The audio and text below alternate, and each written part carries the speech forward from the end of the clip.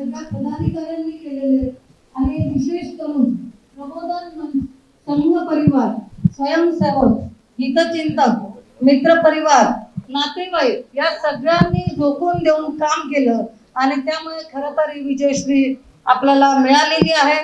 सर्व महायुतीचे पदाधिकारी सुद्धा मोठ्या संख्येने या प्रचारामध्ये सहभागी होते आणि त्यामुळे हा विजय मिळालेला आहे.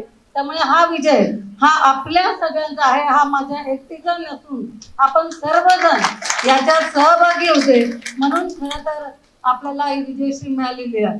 बंधू आणि भगिनींनो, आदरणीय पंतप्रधान नरेंद्रजी मोदी यांच्या नेतृत्वावर विश्वास ठेवून सर्व नागरिकांनी, त्याचबरोबर हिंदुत्व, मोठ्या प्रमाणात हिंदुत्वाची जनजागरण मोहीम या सगळ्यांचा सहभाग सुद्धा या निवडणुकीत होता.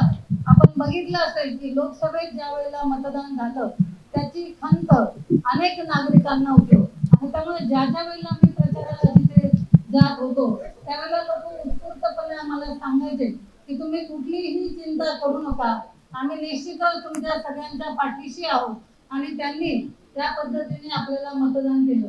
आपलं महायुतीचं सरकार 2.5 वर्ष होतं आणि या 2.5 वर्षाच्या काळात आपले नेते आदरणीय देवेंद्रजी फडणवीस, त्याचबरोबर एकनाथजी शिंदे, अजितदादा पवार आणि आपले माजी पालकमंत्री गिरीशभाऊ महाजन या सगळ्यांनी खूप चांगली मदत या नाशिक शहरात केली, चांगले निर्णय या महाराष्ट्रात झाले आणि त्यामुळे आपण बघितलं असेल की खूप चांगला निकाल हा पूर्ण आपल्या जिल्ह्याचा मिळालेला आहे. जेवढे 15 आपले आमदार होते त्यापैकी 14 आमदार हे आपले पूर्ण महायुतीचे निवडून आले आणि हे पूर्ण श्रेय मला वाटतं सगळ्या कार्यकर्त्यांना, सर्व पदाधिकाऱ्यांना आहे. खरं तर राहुल भाऊंनी मध्ये सांगितलं की त्यांच्या इथे विरोधातच आपल्या इथले लोक उभे राहिले आणि ज्या वेळेला आपली निवडणूक जाहीर झाली त्यावेळेला आपल्यातले काही समोर जाऊन पत्रकार परिषद घेतली आणि त्यांनी सांगितलं की काही झालं तरी या नकोच, आम्हाला लोक त्यांच्यावर नाराज आहे, त्यांनी काही काम केलं नाही असं माझ्या विरोधात खूप मोठ्या प्रमाणात वावड्या उठवल्या. आणि जेव्हा जेव्हा पत्रकार समोर यायचे त्या वेळेला ते एकच प्रश्न विचारायचे की तुमच्यातलेच विरोधात गेले, आता तुम्ही काय करणार, असा मोठा प्रश्न माझ्या समोर होता. आणि त्यामुळे मी आपल्या शहराध्यक्षांना सांगेन की आपले जे झाडीतले शुक्राचार्य आहेत यांना वेळीच आवरायला शिका. ज्या ज्या वेळेला निवडणुकीत विरोधात जातील त्या वेळेला त्यांना आवर घाला, कारण या निवडणुकीचा परिणाम हा पूर्ण निवडणुकीवर होत असतो. आपल्या समोरचे विरोधातले जे असतात त्यांना ते खाद्य मिळतं आणि ते सांगतात आम्ही काही बोलत नाही, पण तुमचेच लोक असे म्हणतात. त्यामुळे आपण या गोष्टीवर निश्चितच विचार केला पाहिजे. प्रत्येक निवडणूक आली की प्रत्येक वेळेला काहीतरी विरोधात जायचं, डायरेक्ट पत्रकार परिषद द्यायची आणि समोर बोलायचं. मला वाटतं हे काहीतरी कुठेतरी चुकीचं होतं आणि पक्षाच्या शिस्तीच्या बाहेर जाऊन हे लोक बोलतात आणि वागतात, त्यांच्यावर कारवाई झाली पाहिजे.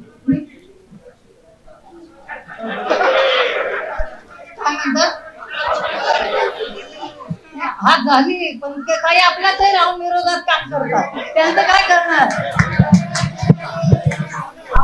आपले समोरचे जे उमेदवार होते दिनकर पाटील यांची प्रचंड दहशत होती आणि त्यामुळे आपल्यातले बरेच पदाधिकारी इच्छा असूनही ते बाहेर पडू शकत नव्हते.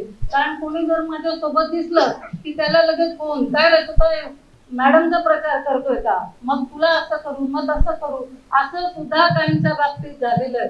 आणि त्यामुळे असे बाहेरून आपण जे लोक आपल्याकडे घेतो त्यांचा नंतर काय परिणाम होतोय तुम्ही पाहता. आणि प्रचंड त्रास, प्रचंड मनस्ताप या लोकांमुळे होतो आणि पूर्ण निवडणूक ही अगदी आपल्या हातातली असते ती आपल्याला त्रासदायक ठरते. त्यामुळे मी आपल्याला सांगेल की आपले जे कोणी लोक असं वागत असतील त्यांना मला वाटतं वेळीच समज दिली पाहिजे. बऱ्याच वेळा मी गिरीश भाऊंकडे नेलं, तिथे समज दिली. मी स्वतः प्रत्येकाच्या घरी गेले, प्रत्येकाला समजवलं आणि असं काहीच नाही की कुठल्या कॉलनीत काम झालं नाही. प्रचंड प्रमाणात निधी दिलेला आहे. मी अगदी जाहीर आव्हान दिलं होतं की मी प्रत्येक प्रभागनिहाय कामं दाखवते की कुठे कोणते कामं झालेली आहे, पण आपण कुठलाही अभ्यास करायचा नाही, डायरेक्ट कॅमेरा समोर जाऊन बोलायचं की काहीच काम नाही केला, विकास नाही केला. मला वाटतं अभ्यास करून जर कोणी बोललं तर तुम्हाला ते समजेल. आणि आपल्याला आपला प्रभाग जर माहिती नसेल आणि काय काम झाले हे जर माहिती नसेल तर मग तुम्ही अशाच पद्धतीने बोलणार असं मला वाटतं.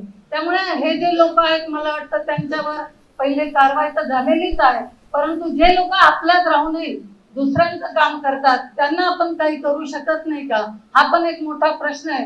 कारण काही लोक दाखवतात आम्ही तुमच्या सोबत आहोत, आम्ही पक्षातच आहोत, परंतु कुठेतरी काहीतरी यायचं नावाला म्हणून. तुम्ही आपल्या अंतर्मनाला विचारा की तुम्ही काय काम केलंय, किती काय काय केलं, हे तुम्ही अंतर्मनाला विचारलं तर मला वाटतं निश्चितच त्याचं उत्तर तुम्हाला मिळेल की तुम्ही किती प्रभाग बैठका घेतल्या, किती लोकांपर्यंत पोहोचले.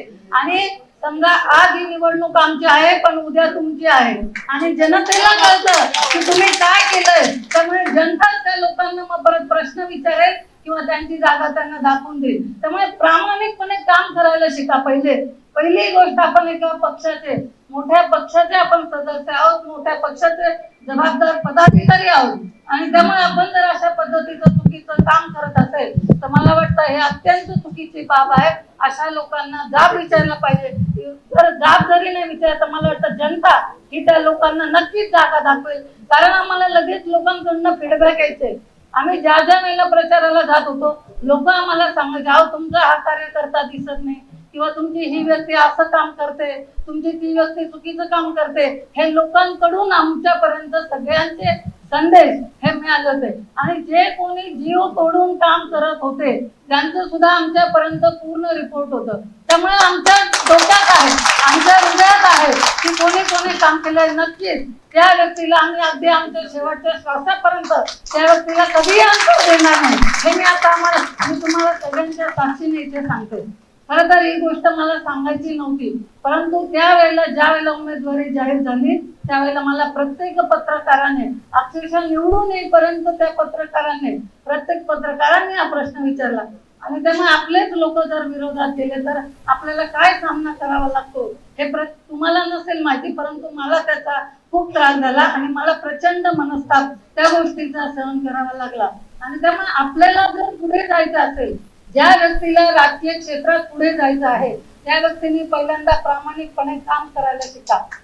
आपण ज्या पक्षाचे सदस्य आहोत त्या पक्षातनं प्रामाणिकपणे काम करा.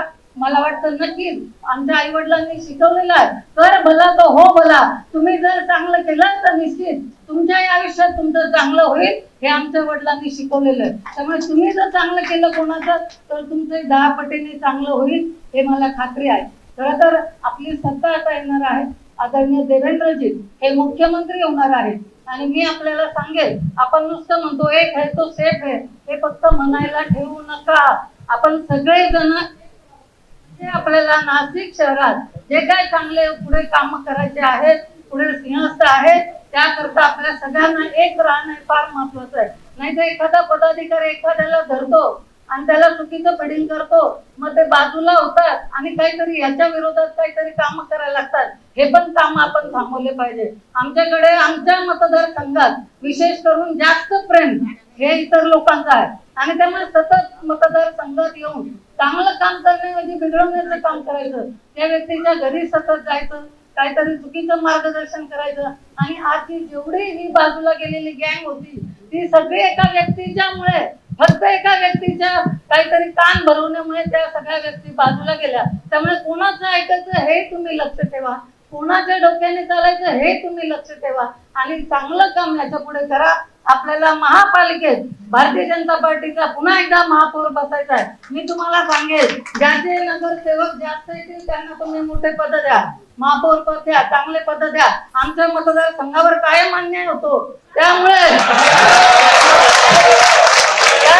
पश्चिम मतदारसंघात याच्या पुढे महत्वाची पदही मिळाली पाहिजे. बरोबर आहे की नाही? महत्वाचे पद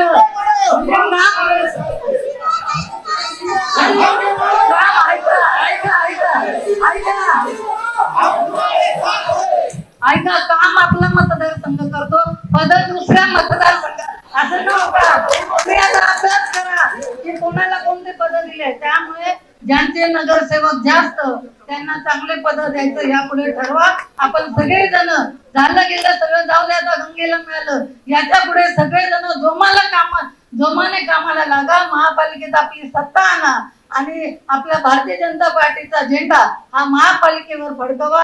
एवढंच या निमित्ताने सांगते. पुन्हा एकदा सगळ्यांना धन्यवाद देते.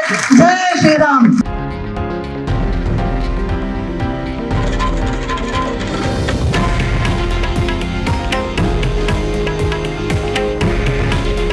हे आहे देशातील नंबर 1 न्यूज नेटवर्क आणि आपण पाहत आहात TV9 मराठी.